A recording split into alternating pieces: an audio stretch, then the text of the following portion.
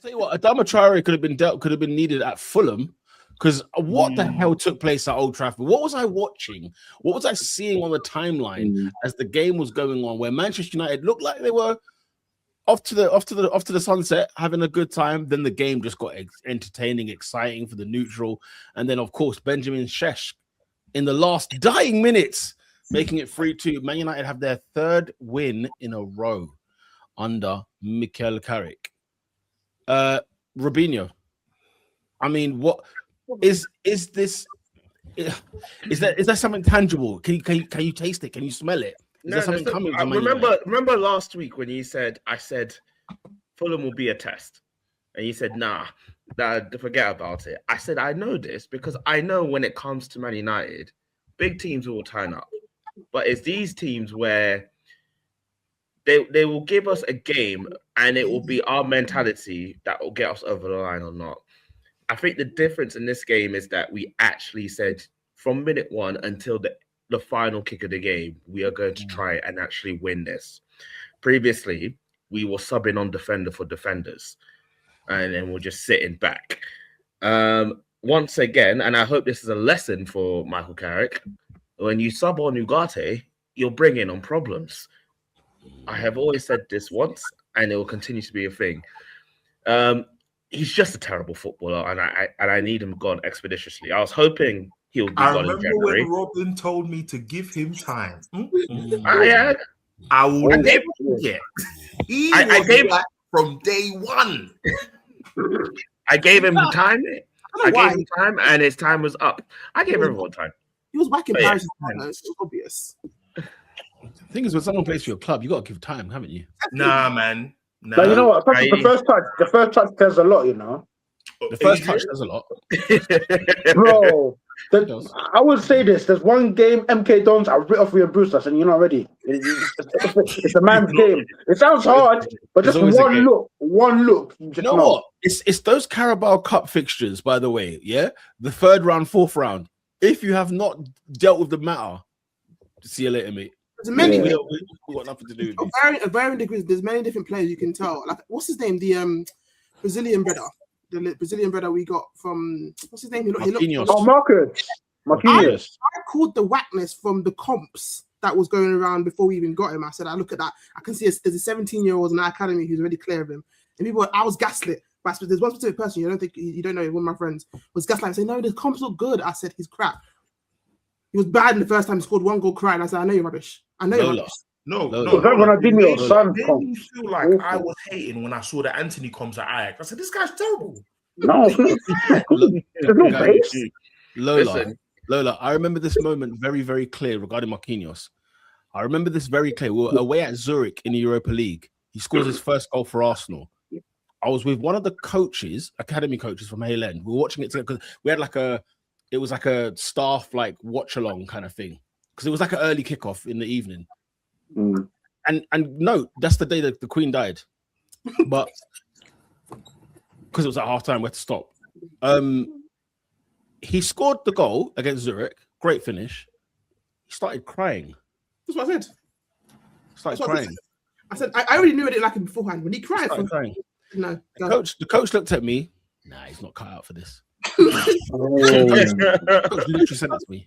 Because why are you crying? That's a worry. What's he crying for? Really? I thought it's a special occasion. It's a happy moment. He was 19. I win it.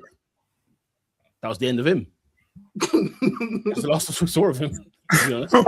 Guys, did we find out? AD, on your Timi Bakayoko point, he's without a club, age 31. Left PAOK in 2025. PAOK? What's that? Cyprus? PAOK. Greece? Yeah, PAOK. I think Greece. Yeah, Greece. That is the Greek league. Sorry, you were saying, AD? I was going to say, on the crying thing, did anyone remember when I think Southampton beat Liverpool 1-0, yeah? And at full time, Ralph Hasenhuttl would just burst into floods of tears. Did we find out what was the matter with that? Genuinely. No, I remember. Because I thought something must have happened in his personal life, but I never found out. Hasenhuttl, what a man. Manchester United 3, Fulham 2. I mean, Robin, are you No. So I'm happy. I don't have a lot to say. We got great goals. Casemiro once again, fantastic. He's on his John Cena retirement tour, and I'm very happy about that. He's just doing his Question: thing. Are you guys happy that he's leaving, or would you sign him a new contract? Brother, I think it's the best going time to say in my assessment, Operation Casemiro replacement ASAP. Yes, Yeah. don't be fooled. Don't get swept up in it. No, Adrian. I love Cass, man. When you include the organized, because Bruno used to be haram, then he was chaos. Now he's organized chaos. Yeah, his press is better. He's actually dictating what happens in the final third a lot better than before. No one can gaslight me to tell me that the Bruno we had before was better than this guy. This is the best Bruno. This is the best Bruno we've had at Man United. Yeah. Did being on the Amarim, do you think that improved Bruno as a player? Just Bruno alone? No, I don't think he improved him at all. Okay, fair. Okay. He was playing him in the 6. Because of the evolution he describes, how he was chaos, then he was haram, now it's organized chaos. Maybe he learned a thing or two. I don't know. I think this is just okay. I've been here since 2020. I'm a seasoned vet in this team, and a manager who gets it, if you want to call it that. But the first position we need to sign in the summer is that Casemiro position, because Sander Berge he had acres, like he had the acres you get when your father is the richest man in Nigeria, and then those are the acres of bro. He was spraying the ball each opportunity he got. And the thing about what's it called? The thing about Fulham is Fulham are a proper quintessential Premier League team of the current era. If you ain't got PMP, facts, bro, they'll bop it around you. It is log for you because when Robin was saying that, like, Fulham is it Fulham are that good? Yeah, I know. No, good. No, it's that they're a team that on paper you look at the name and say you should beat, but and then there's a bit of quality from Adrian. Who scored the equalizer against you when you went to Craven Cottage? Oh, Harrison Reed, randomly, or Harry Wilson, or Batty, or Iwobi, or Jimenez, with just pure quality. Look at the equalizer that they scored. Kelvin. Look at the equalizer they scored. Kevin rather, and I wouldn't even say that for 80 minutes they were better than us. I'll say it was closer to even. We edged them. We were the better team, but I don't think Fulham were ever out of the game. We just managed to control what we could control, and they couldn't take their chances. Jabi, and also that game showed me we really missed Dorgu, because he is the one off the ball runner we have that would have called their defense up a lot more. Because Cunha, to me, you guys know how I feel about Cunha. He hasn't, for me, settled into taking authority in the portions of the attacking positions that we give him. He's more so, I can pop up with a goal, I can influence how we attack in bits, but he's not a mainstay in our attack, in my opinion, not yet. I also think we have a big right wing problem. I don't think we know who our best right winger is. Ahmad, I think, is a technically better footballer than Mbeumo. Mbeumo's a bigger threat. I think that's where we're finding a bit of problems, because Ahmad is good at dribbling, but his shooting needs to improve, man. Flipping, he's turning into Saka. He will cut in and shoot straight at the goalkeeper, and I'm like, brother, like, aim for a corner, man. Act like you're on the wire. Just go for the corners, B. You know what I mean? So we need to improve in some capacity. Would you resign Casemiro though? Wouldn't that be your move? I would absolutely think about if he would take less wages in 12 months every day of the week. Not to say we don't sign anybody else. Why does it matter? Why does the money matter? He's get paid over 55. He's on stupid wages. But why does that matter to you? Because it inhibits what you can do. If signing quality or the lack thereof is hindered by the fact that we can't take money out of the wage packet. Fair. That's stupid. Do you know what I mean? That's silly. In the era of getting rid of your Garnachos and them lot, lower the wage packet as much as possible so you can actually bring more talent. Do you know what I mean?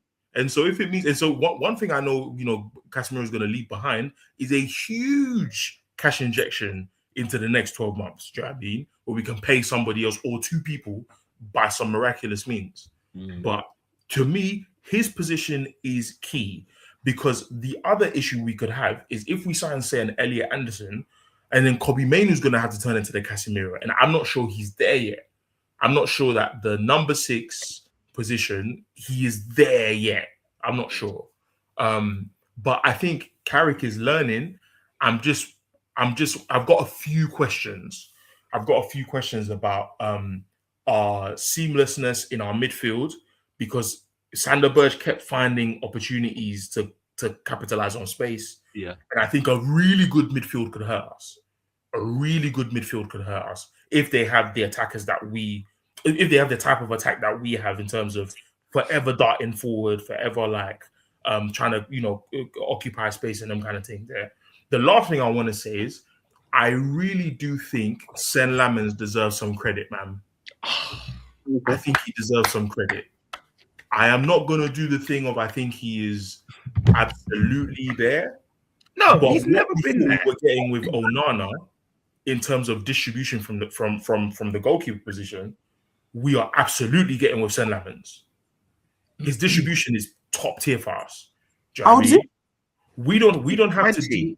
He's a young goalkeeper. We don't have to deal with Onana thinking about where to pass it. We don't have to deal with that. A lot of the passes he gives to Mbeumo, if Sesko's there, I don't know about Sesko's control under pressure in the air. I don't know about that. But if he gets those passes to Sesko instead of Mbeumo, it's a different conversation. I think he's able to calm, especially having people like you say basic shots. Yeah, there's things that Onana should have saved. Yeah, I look at I think it's the 6th minute of the Fulham game. There's a shot that he saves from close range. Onana will let him. I swear to you, Onana's conceding that. Yeah, Onana's conceding that. There's a lot of those. Those things that don't make match of the day highlights. Yeah, there's a lot of those funny. Yeah, I feel like people. Lamens is actually doing the basics, and maybe it's sounding like we're doing too much in praising him. People underestimate. Onana is legitimately a nightmare. Yeah, people underestimate. Legitimately a chapter of Man United history that I want to forget. You have some players in your team that can be agents of chaos. Your goalkeeper can never be that person. Never. Even if he's not a 10 out of 10 or a 9 out of 10, just be a steady pair of hands. Oscar, do you remember the Dark Knight? Do you remember when the Joker comes out of the hospital and he presses the detonator and it's not working? Yeah. And the hospital doesn't blow up. And then that's Onana. Yeah. Because then when he looks like, oh, it did blow up. Yeah. I am the criminal here. Yeah, I never want to see that high top sponge wearing guy anywhere near 0161 again. Yeah, I think people have this thing where they think, because midfielders, attackers, defenders, you can have like flashy ones. Keepers are never supposed to be the really interesting one. They're meant to be good at their job, but they're never supposed to be the guy that you're overly having to kind of he's this, he's that. No, at minimum, because Lola, the last 4 goals we've conceded, how many I'm not going to influence your decision. How many of the last 4 goals we conceded would you say were the goalkeeper's fault? I'm not going to lie to you. My football watching has not been as high before, so that's the wrong person to ask. Yeah, I guess. I'm not the person. I'm watching football like that. So we had the own goal by Alessandro Martinez. The two against Arsenal, yeah, the own goal. 2 against Arsenal. The penalty, which I think, did he get close to? I can't remember. I don't know if he got close to it or not. The penalty yesterday.